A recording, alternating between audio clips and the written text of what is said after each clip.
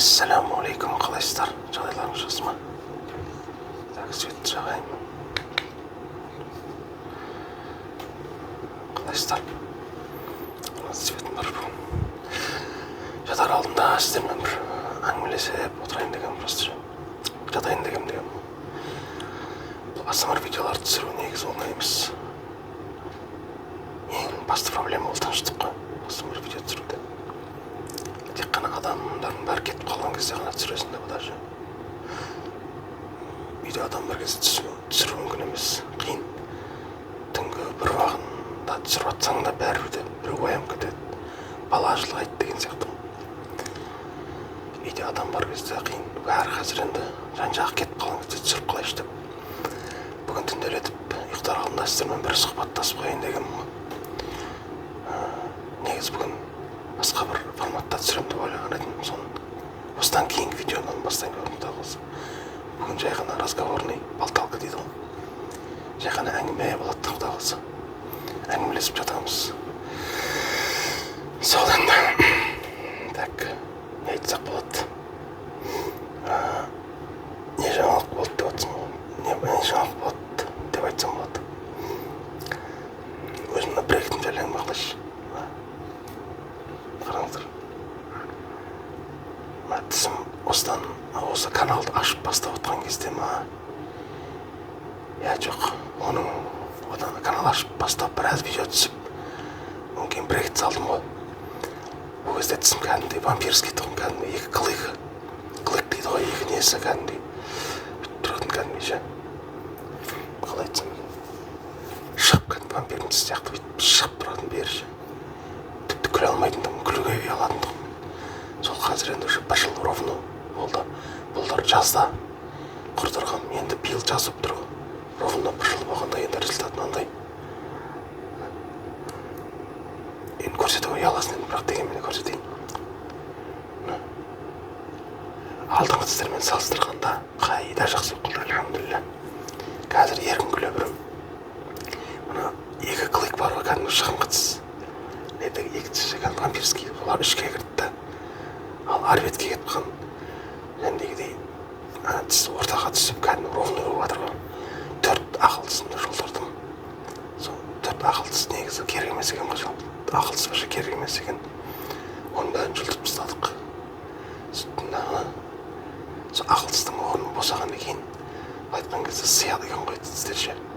Тістер сыймай қалғанның кесірінен екен ғой былай. Қисайып қалатын бар ғой. Қисайып бір-біріне сыймағаннан кейін жәндегідей бүйтіп бүйтіп қалады екен ғой бүйтіп. Ең тұмсайтып қалған ғана екі клык болса, мынау былай бүйтіп тұратын болған ғой. Мына екеуі шығын қылып тұрғаннан кейін күлген кезде кәдімдей ұяласың ғой ше. Қазір кейде бір видеоларым бар ғой. Бір мектепте жүргенде бір түсіп қалған, телефонмен түсіп қалған, тойларда менің күлген видеоларым бар деп өзім сыртынан көрем ғой кәдімдей ше. Айба, ана күлгім кәдімдей ужас қой былай айтқан кезде ше. Түрін кәдімдей ұрт болып кетесің конкретно. Сол күлмей тұрғанның жақсы. Бұрын бет аузымды жауып тұрып күлетін. Бір күлкілі болған нәрсе болса, кәдімгідей аузын жауып күлетін. Қазір деп күле берем кісі ше. Енді 100% болған жоқ әлі. Айтпақшына ысылап отқан себебім түсіндірейінші ме? Мына жерде бір тіс жоқ. Ол тіс мен алдын, ол да жаман қисық болып кәдімгі бүйтіп тұратындығын кәдімгі сөйтіп көрсетейінші кәдімгі жақынадайын. Бүйтіп тұратындығын, соны мен ешқандай неге жолғыбай барып жылдырып тастайсам ғой, өрген бүйтті ғой айтып берейін. Бастауыш, мұғалім оңай білесіздер ғой. Бастауышта сабақ беріп жатырмын сол кезде. Балаларға сабақ түсіндіріп жатырмын, бір оқушы бала аузыма бүйтіп қарап тұр ғой. Түсіндім, что мен мына тісім қатты шығыңқтығын кәдімгі астындағы төбеге қарай ше. Екі тіс бір-біріне, үш тіс бір-біріне қысылып кәдімгі біреу қысылған соншалықты бүйтіп төбеге шодырайып шығып кеткендігін ғой. Сол тіс кәдімгі бүйтіп жүрген кезде бүйтіп көрініп тұратындығын жақсы жақтан бүйтіп. Ана бала ауыз аңқиып қарап тұр да, мен сол кезде жаман ұялып кеттім да. Сол көп ұзамай сол стоматологқа бардым да, мына тісті жұлып тасташы брат дедім мен. Ол алды да 1000 теңге ғой, 1000 теңге. Бұл кезде арзан еді ғой. Соны бекер жұлдызғаш деп жатыр ғой жәндегі. Қазіргі стоматологым ше бекер жұмысқа сол орнына түсіп қазір мынау орын босамайтын еді. Соның шығып кеткен себебінен мына орын ашылып қалды. Енді оны орын барынша ашып беріп жатыр маған. Чтобы не үшін? Оған мен имплант саламын. Имплантированный. Имплант салып, сол кезде не болады? Тісің кәдімгі 100% ровно болады ғой. Тағы бір ары беттен жандағы не деп аталады? Азу тіс дей ма не дейді? Мынаяқтағы. Сол тістің біреуі құрттап жұлып тастаған. Яғни екі имплант тіс салдырған құдай қаласа. Сөйтіп, тісім четкий болайын тұр ғой. Жалпы алғанда біраз ақша кетіп бір бір ауызға ше. Соны енді бірақ өкінбеймін. Қымбат жерге істетіп жатырмын сондықтан. Енді жасым келіп қалғаннан кейін мен бұрынғы 20-30 мың теңгелік бір гектар маған уже келмейді ол. Мықты маман. Нені өшіре салайыншы, кондиционерді. Дауысты бір. Өйтпеңіздер, кондиционерді өшіріп ұмытып кеттім ғой. Сол жәндегідей қайырға келіп, иә. Сол жәндегідей тісім ровно болып келе жатыр енді. Құдай қаласа имплантты салдырып жіберсем, одан кейін мына жаққа имплант салдырып жіберсем, мынау полный енді 3-4 ай қалды деді енді. Сол 3-4 айда ровно болса, сол енді тісіміздің ол енді құдай қаласа. Ха-ха-ха-ха деп күліп тұра бересің ғой кәдімгі. Илон Маск ұқсап ше. Ха-ха-ха деп ешкімнен не алмай.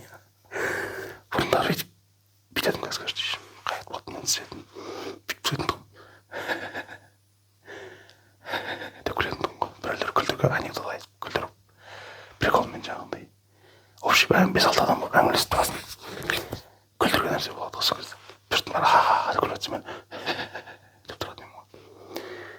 Ұяласың да комплексовать етесің. Хочешь не хочешь, бәрі комплекс пайда болады. Өйткені сен күлген кезде адамдар аузыңа қарап қалады ғой. Соны байқайсың да. Болды все уже. Кетеді настроениең.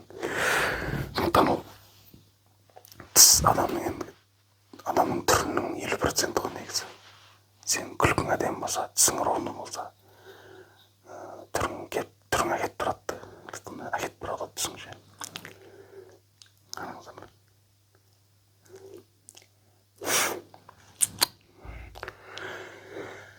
Сол, тағы не? Осы жаңалықтар. Видео неге түспей кетті? Өйткені уақыт болмай кетті, желание да болмай кетті шыны керек. Өйткені адамдар бар болғаннан кейін түсіре алмай кетесің астымар видеоны ше. Сондай адамдар кетті бүгін буквально бүгін адамдар кетті, бір жаққа кетті, демалысқа кетеді. Соны пайдаланып 5-6 күн ба, 10 күн ба адам болмайды дейді сол кезде. Барынша видеолар үстін түсіп тастау керек, кейін жайлап шетінен сала беретін көп ше. Құдай қаласа, бүгін енді жай ғана балталық видео түсіріп отырмын. Жатар алдында сіздермен бір сұхбаттасып, өзімнің бар екенін еске түсіріп ше. Алдында 2 видео, шомылған видео бардан кейін табиғатта шыққан видео бар. 2 видеоны әйтеуір түсіргенмін, бірақ екеуі ішілей қатты. Сіздерге ұнамаған шығар, өйткені сіздерге ондай видеолар ұнамайды ғой, білемін. Өйткені просмотрларынан байқайсың да. Кәдімгі үйде отырып түсірген видеолар сіздерге ұнайды. Құрғанда 500-600 мың просмотр болып жатыр. Ал жәндегіде табиғатқа шыққан видеолар көбісіне ұнай бермейді. Біреулеріне ұнайтын шығар, ұнайды иә, бір-екеуіне. Бірақ көптеріңізге сол жәндегідей үйде отырып кәдімгі говорящий голова дейді ғой, сөйлеп отыратын видеолар ұнайды екен сіздерге. Статистика бойынша. Сондықтан сол форматқа қайтып оралып, оны да өзгеше темалармен әртүрлі тақырыптар қозғап, атмосферасын күшейтіп дегендей әртүрлі идеяларды бұрынғы өзінің ойында жүрген идеяларын бәрін іске асырып, ертең оңарғын жәндегідей видеолар түсіп тастау керек болып тұр адам жоқ кезде. Сондықтан жайлап сіздерге, осыдан кейін жайлап сіздерге жақсы болады енді. Бекерге тәкілген жоқсыздар ғой каналыма. Видео шықпай кетсе де біртүрлі ғой негізі. Өзімді де ұнамайды егер бір адамға жазылып айлап видеолар шықпай кетсе ойым ауырады деп не қыламын ше. Сондықтан айып етпеңіздер, мен әдейіге шығармай жүрген жоқпын, сол мүмкіндік болмай жүр. Соны бұдан былай мүмкіндік болады деп үміттенемін. Тағы да енді қалаласыңдар ғой негізі каналыма, бірақ былай именно сол тасбих айту, салауат айту мен ғана шектелгім келіп жатқан жоқ. Тағы да басқа да жалпы халал ғой негізі, менің бүкіл астамерлерім бәрі халал, мен музыка қоспаймын, жәндегідей басқа нәрселер қоспаймын деп айтқанда, боқтау қоспаймын, құдайға шүкір. Мұсылманбыз ғой. Ондай жаман нәрсе таратып күнә жинағың келмейді. Хайп үшін боқтап отсам болады. Қазір хайп боқтана берсең, просмотрым көбейе береді қазір ол. Бірақ маған оны керек емес. Ондай сақтасын. Видеоң е пайдалы болу керек, е қоя салу керек қой негізі. Бір адамға кішігірім бір пайдаң тисе, құрғанда бір нервінің успокоить еткеніне, бір көңілін көтеріп, айтқан кезде ұйықтауыма, айтқан кезде сондай бір себепші болсам, маған сол жетеді. Анау бір развлекательный болып, маған керек емес сондай. Чисто хобби канал ғой менің, анау бір танымал блогер болып, хайповать етіп кетіп маған керек емес. Жас келіп қалды, ондай майда баланың тілін істейтін жаста емеспіз. Салмақты адамбыз деп жүріп қойын сөзімізді. Мен микрофон білесіздер қалдың ғой. Қазір жерде жатырмын мен жерде жатқан адамда. Әйтсе үйде диван бар ғой. Сондай. Тағы не? Отырып қалуым мүмкін. Күшейеді бұл жаңағы не дегенде. Сіз көрсетейінші мен сіздерге. Тағы да күшейеді бассаң. Одан бері күшейеді тағы бассаң өшіп қалады. Естімей қалдым. Ойбай, нем бар еді, естімей қалды ғой. Батарейка сатып қолданайын.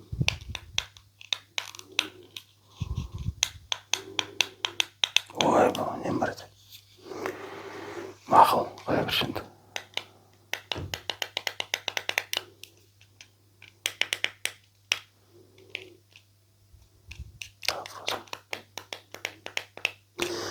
Короче, зарядка қой керек қой. Бұл неге жатқанда біраз болды.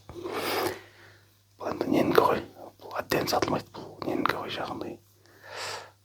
Штатив, кішкентай штатив бар. Соның төбесіндегі фонарик ғой. Кішкірім блог түсіргенге арналған, штативтер орғандай жады, тикток түсіргенге арналған. Сондай әрі переносной не ғой жәндегідей. Таяқша ғой, селфи таяқша сияқты алып ұстап, камераны ұстап жүре бересің ғой. Стабилизатор сияқты. Соның үстіне тұрған, жабысып тұрған несі, фонарик бұл сондай. Зарядпен істейді. Зарядта тұрқыза істемей қалады. Соны зарядта істемегелі қанша ай болдың машин тұрғанына ше. Сол отырып қалған болса керек. Оны зарядта көргенді. Енді қараңғыда отырасыздар не болса. Передний камерада не болмайды ғой. Не болмайды, фонарик болмайды кейін түнде. Ночное видение сияқты режимдер қосса болады ғой негізі. Осындай телефондарды айтамын да. Типа ночное видение немесе андай тепловизор сияқты форматтар, режимдер бар ғой. Режим тепловизор, режим ночной деген сияқты. Сондай режимдер қосса болады ғой деймін да енді. Қиын емес шығар деп ойлаймын. Осындай съемкалар жасаған кезде керек болатын да. Қазір тас қараңғыда нені? Ар емес, бер емес. Менің ештеңе көрініп тұрған жоқ. Мынаны да бекер жүріппін ғой түсіп. Ой, жанып кетті. Қалай болып кетті түсінбедім. Мақыл. Жақсы. Бірістен атқан нәрсе ғой негізі. Дұрыс жерім, дұрыс емес жерім басып отырмын ба мен жоғалды. Мақыл, не важно. Істеп тұрса болсын. Яғни ондағы бір бассаң жанады, тағы бассаң күшеді, тағы бассаң одан күшеді, тағы бассаң өшіп қалады. Сондай фонарик қой. Түрі мынандай әдемі негізі. Біраз уақытқа дейін шыдайды деп ойлаймын негізі. Жарайды. Төбеден люстра.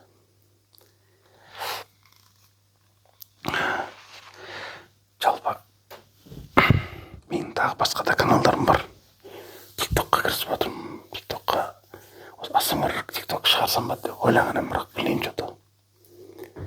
Жасым сәйкес келмейтін сияқты ұялып жүрмін ше. Ұялшақтап отырмын едім негізі. Әйтпесе менің бір страницам бар еді. Өшіп қалдым. Тағы да өшіп қалды. Заряд жетпей жатыр едім негізі. Ертең заряд қою керек. Яғни сол страницам бар еді неде тиктокта. Сол страницамды дамытып, тикток, асмр страница қылып дамытсам ба деп ойлап жүргенмін ғой. Соны білмеймін менше. Сіздер қалай ойлайсыздар? Тиктоктан да көрінейін ба? Тиктокқа да көресіздер ме егер мен шықсам? Или ол жердегі видеолар жете ма? Екі қайықтың басын ұстаған суға кетеді болмасын, болып кете ма жоқ әлде? Қалай ойлайсыздар? Как думаете? сол ұйқым келмей жатқан деген сіздермен бір не қылайын дегенмін ғой, сұхбаттасып қояйын дегенмін. Өйстіп жатамын, көп ұйықтай алмай жатамын көбінесе ше. Өйстіп жатасың, ойланып, адам бар болса әңгімелесіп дегендей. Жалғыз болсаң осындай біртүрлі ұйықтай алмай жатасың негізі. Қорықпайсың құдай сақтасын, қорықпайсың ғой. Топтарда қорық құдай сақтасын қорыққаннан. Альхамдулилля, ондай қорқақ адам емеспін, бірақ ана ұйқы кетіп қалады екен даже. Ойланып, адам жалғыз қалғанда көп ойланғыш болып кетеді ма бір нәрсе ғой негізі. Сіздерде бар ма сондай? Кәдімгі көрейінші. Жоқ, істемейді екен. Сол ойланғыш болып, андай болып кетеді екенсің ғой. Сол ойланып, потолокқа қарап жатасың, әр нәрсені не істейді екен, қандай болашақ деген сияқты. Басқа жұмысқа ауыссам ба екен деп ойлап қоясың кейде. Мұғалімдік деген негізі что-то қатты ұнамайды маған ше негізі. Егер құдайға шүкір бұл жұмысыма, бұндайда жұмысқа армандап жүргендер көп қой, бірақ кейде басқаша бір ел аралайтын жұмысқа ауысқым келеді ше. Блогер болғым келеді негізі бұрын. Блогерлікті саяхатшы канал, саяхат тақырыбында сондай блогер канал болса, контент сұрап ел аралап жүргенді жақсы көремін негізі. Ал мұғалім болсаң керісінше ел аралай алмай қаласың. 2 ай отпуск уақытың болады. Ол отпускта ауыл мұғалімдер көбінесе өмір босамайды. Поляға жәндегідей егінді кетіндер бар, жәндегі диқан малы барлар осы ауылдан шықпайды, короче.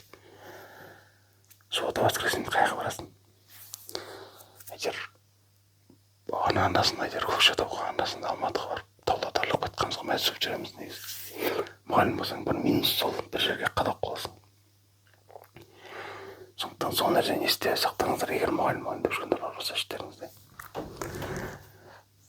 Кейде ойлап қоямыз, ол тревел блогер болып саяхати видеолар. Негізі мен ана ауыл тақырыбында каналым бар негізі ютубта. Монетизациясымен 2000 подписчигім бар. Оған қатты кіріспеймін, анда-санда саламын оғанда. Мен соны солай тревел блог каналыма алдырып, саяхат тақырыбында видеолар түсіріп жүруге деп соны ойланып жүрмін кейінгі кезде ше. Өйткені көп саяхаттағанды жақсы көремін. Өзім көлігіме BMW-м бар, білесіздер ғой. Көлігіме мініп алып, одинокий странник сияқты болып, әр жерді аралап, Қазақстанның мықты жерлерін бәрін аралап, жолшыда кей мешіттерде, әдемі табиғаттарда асмар видеолар түсіріп, сондай идея келіп тұр, бірақ уже ертең 10 күнде ма, 15 күнде ма жұмыс басталады. Оттап жүргенде ше.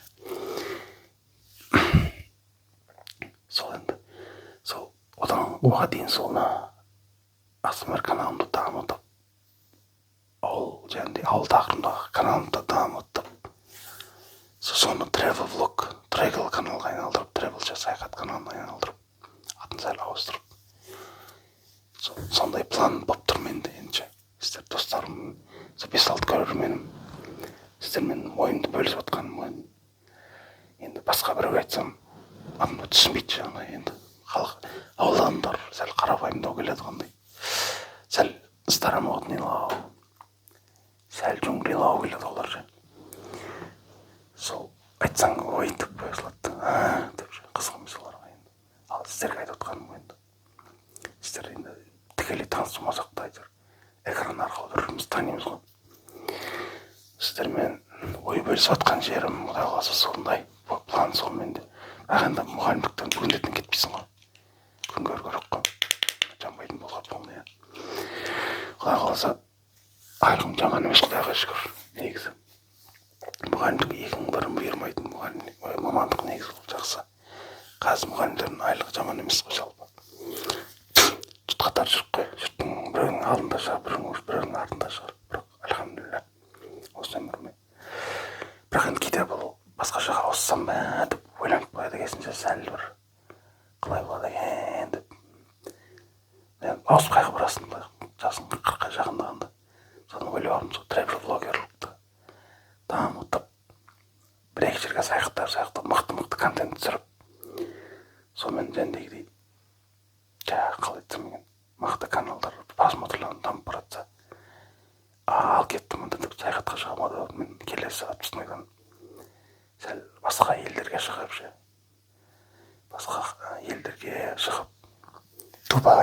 скучный ход тупой, ол андай приторный дейміз ғой, андай слишком облизанный, разрекламированный. Турция, Анталия емес ондай қызықпаймын мен шыны керек. Своим ходом путешествие қызығамын мен. Бір турға барып алып, турдың көрсеткен сценарий бойынша барып бір апта демалып, ондай маған ұнамайды маған. Кәдімгі өз күшіммен, кәдімгі опытный туристердің несімен, ақылдарымен мықты Таиланд демесе сондай араб мемлекеттері, Индия сияқты сондай экзотический, Вьетнам, сондай жерлерге қызығамын мен. Антигламурный саяхат ұнайды маған, андай облизанный, гламурный, андай глянцевый дейміз. Мықты отельге барып, инстаграмға сөткізіп, сторисқа салып, ондай хер емес маған, ондай пафос. Маған ондай керісінше ұнайды маған. Сондай тақырыпта саяхатқа шығатын канал болды, шешім қабылданды, короче. Иншалла сондай болайын деп Құдай қаласа. Болды, мотивация бар ма? Құдай қаласа. Осы ауыл тақырыбында бір-екі видеолар марсалат салып тастайын. Содан кейін жәндегідей бір-екі саяхаттап тұрып, Қазақстанның мықты жерлеріне саяхаттап тұрып, жестко видеолар түсірейін. Егер просмотрларым ұнап жатса, жәндегідей халыққа өтіп жатса, ары қарай бисмилля деп тұрып кете көріп тұрмын. Болды, Құдай қаласа шешім қабылданды, иншалла. Өз-өзіме мотивация, өз-өзіме қамшылап қоймасам болмай кетті дегенсіз. Ал онда, бауырларым, құрметті көрермендерім, сіздермен осы бір қараңғыда жолыққаныма Құдайға шүкір, қуаныштымын. Осы жатар алдында өздеріңізбен бір сұхбаттасып алғаныма қуаныштымын. Аман есен жүріңіздер, әйтеуір. Қанша адам сіз жәнде соңғы рет көргенде 700 бір нәрсе болып тұр ғой, 800-ге жақындап тұр ғой. Осы 800 адам әйтеуір. Осы подписчиктерім, және де болашақ көрермендерім, жаңа подписчиктер. Аман болыңыздар. Без подписка көріп жатқандар да баршалар іштеріңізде. Аман болыңыздар. Келесі видеода, ертеңгі жақын арада шығатын Құдай қаласа видеода көріскенше, ассаламу алейкум. Аман есен жүріңіздер. Ассаламу алейкум ва рахматуллахи ва баракатуху. Давайте. Қол көтерсем көрмейді қазір. Қол көтеріп жатырмын қазір, көрініп жатыр ма? Не видно до меня. Бопты, давай енді. Отключайся. Өштім анда. Бір, екі, үш.